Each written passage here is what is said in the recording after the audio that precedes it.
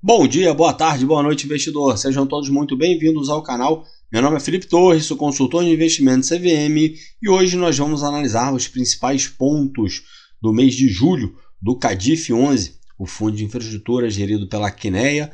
Mas antes da gente analisar os principais pontos aqui do mês de julho, convido você a ler aqui embaixo na descrição do vídeo todos os serviços de investimentos que eu ofereço, começando pela consultoria de investimentos. Se você tiver interesse que eu monte uma carteira do zero para você ou analise sua carteira de investimentos, me chama no WhatsApp que a gente conversa por lá. Tenho certeza que você vai gostar bastante do serviço que a consultoria pode lhe proporcionar.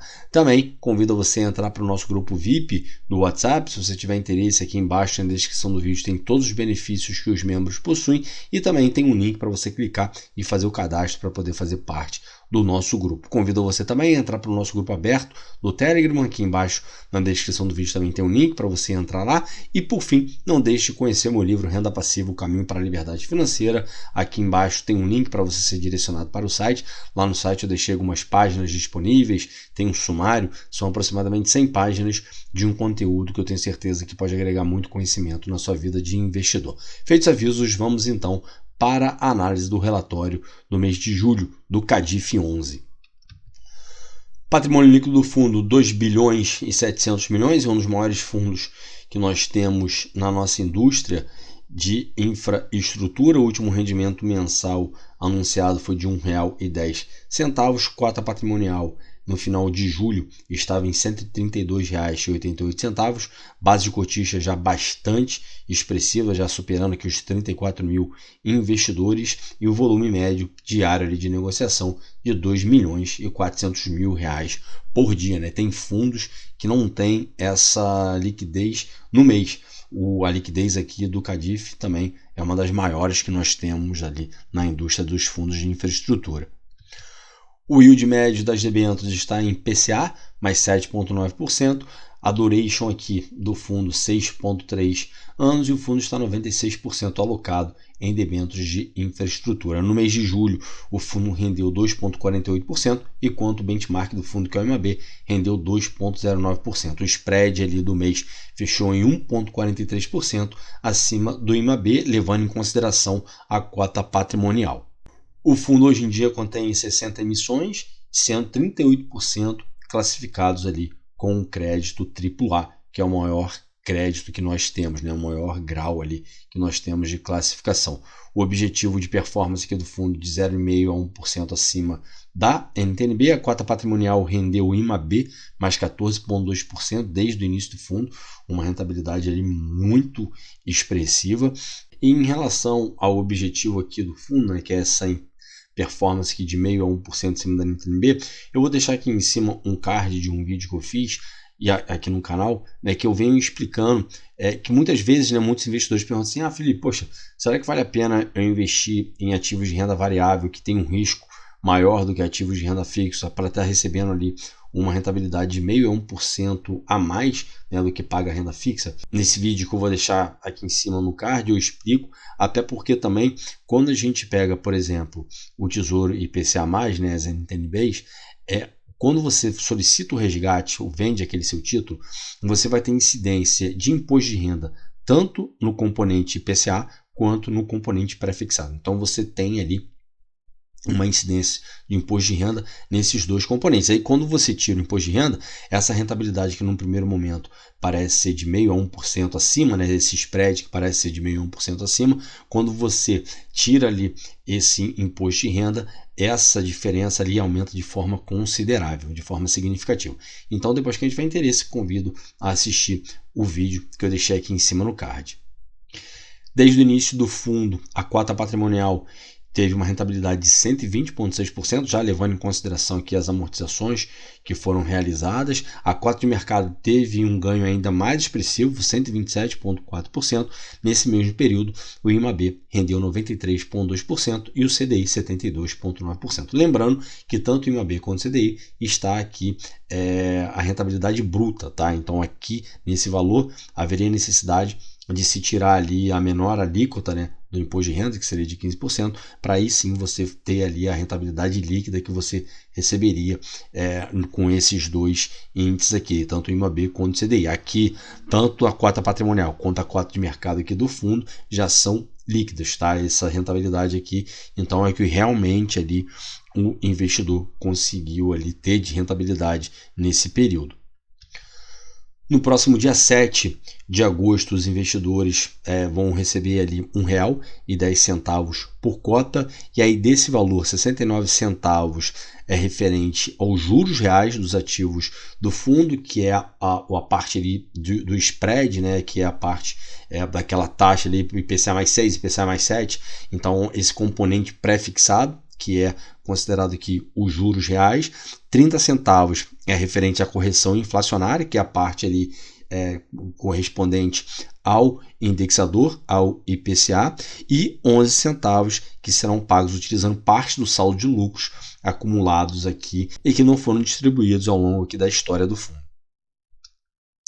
Aqui nesse mês, a gente teve, em julho, né, a gente teve um fechamento ali na curva de juros, então isso daqui conseguiu entregar um retorno interessante para o fundo, não só para esse fundo, mas para todos os fundos que são indexados ao IPCA. Então o retorno da cota patrimonial do fundo foi de 2,48%, enquanto o IMAB rendeu ali 2,09%. Aí vem informando aqui, né, que a queda nas taxas de juros das NTNBs contribuiu para o bom desempenho do fundo no mês. A gente vai ver isso aí nos outros fundos também de infraestrutura que vão ser beneficiados por esse fechamento ali na curva de juros. Aqui a gente também trazendo que, baseado na cota patrimonial, a taxa de retorno esperada para o fundo é de IPCA, mais 6,74%. E aí lembrando que essa taxa aqui já é uma taxa líquida, tá? Aqui já está sendo descontado aqui os custos do fundo, as taxas do fundo.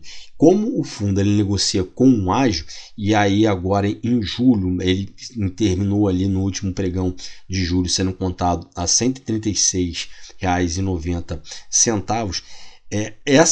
Porque o valor patrimonial do fundo, como a gente viu, né, é R$ 132,88. Então, esse ágio que o fundo tem de R$ 136,90, que ele está sendo negociado ali no mercado secundário, isso corresponde ali a um retorno de IPCA mais 6,22% ao ano, também aqui já descontado todas as despesas do fundo.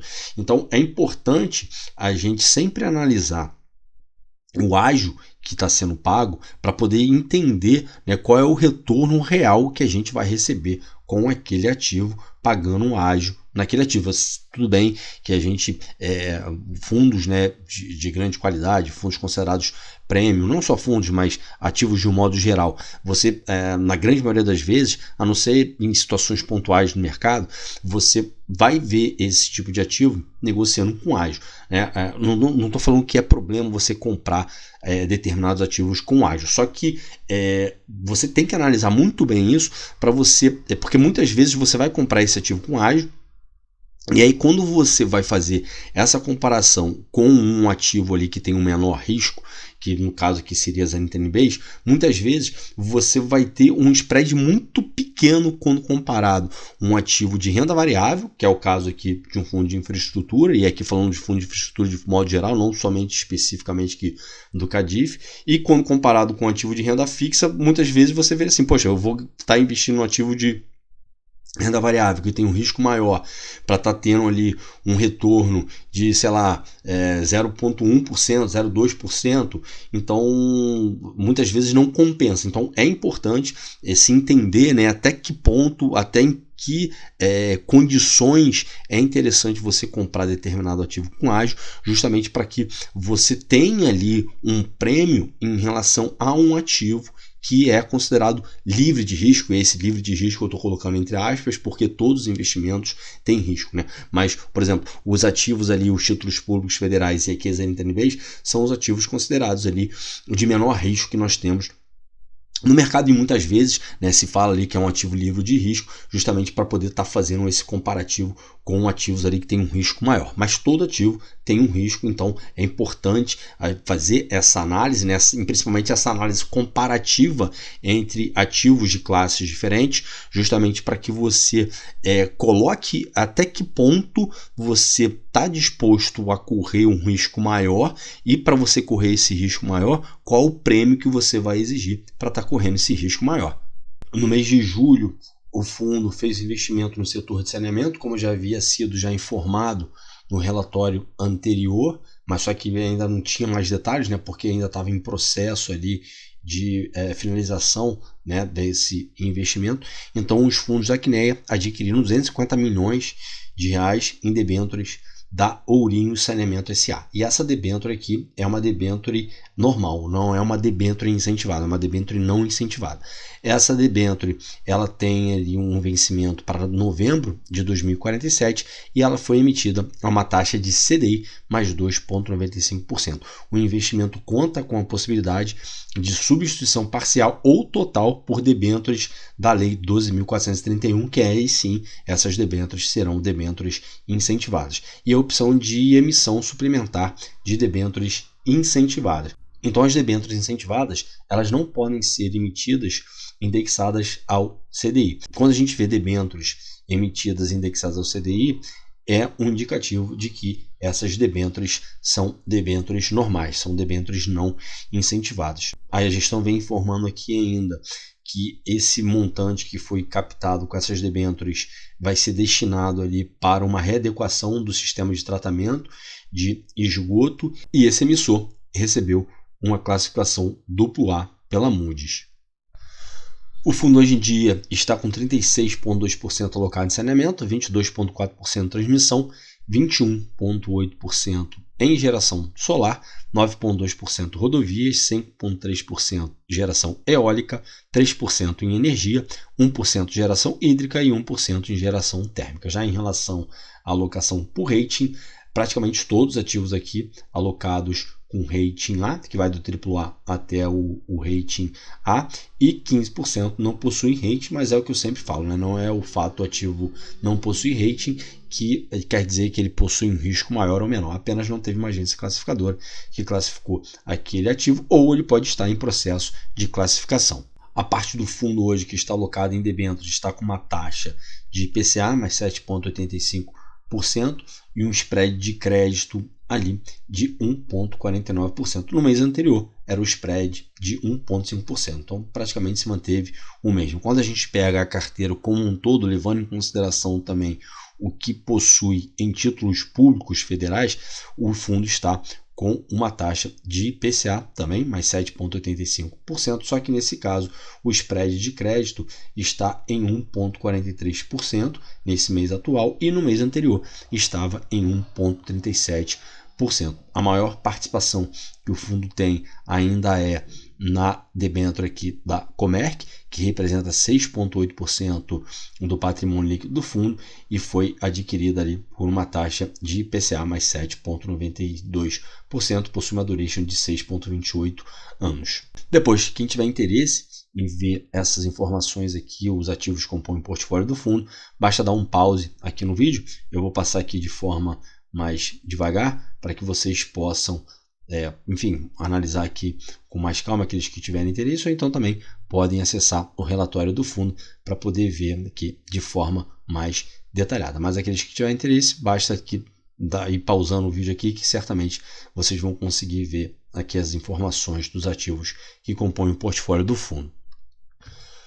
Bom, para hoje era isso. Espero que vocês tenham gostado do vídeo de hoje. Se tiverem gostado, peço para que, por favor, deixem seu like, se inscrevam aqui no canal. Não deixem de ativar o sininho para que vocês recebam as notificações dos vídeos que são postados aqui diariamente. Se você tiver alguma sugestão de ativo para ser analisado ou então algum tema específico para ser abordado, pode deixar aqui embaixo nos comentários, porque certamente será atendido. Qualquer feedback que você tenha, com elogio ou crítica também, pode deixar aqui embaixo nos comentários, porque isso ajuda muito no crescimento do canal. O meu muito obrigado a todos vocês que ficaram comigo até aqui. Desejo a todos bons investimentos e até a próxima.